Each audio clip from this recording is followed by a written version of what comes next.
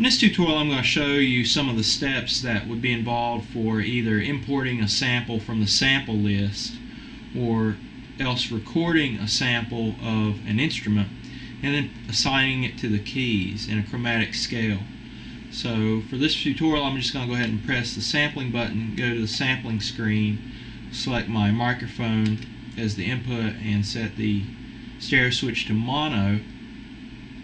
And now whenever I press the auto trigger button here, I'm just going to record in a do, which I'll assign to the keys.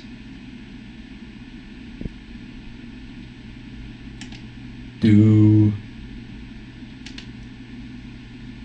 And now if I press F8, I can preview this. Do.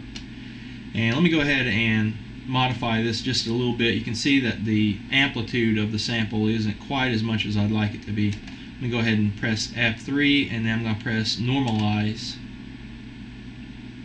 to execute this. And now you can see that what it's done is it's taken the highest portion of the wave and moved that all the way up to the maximum value for amplitude. Do. So now it's a lot louder. Next, all we're going to do is press the F6 button to take us to the assign keyboard/pad command, and I'm going to go ahead and assign this to the keyboard by pressing the F6 button. And then I'm going to go ahead and press F8.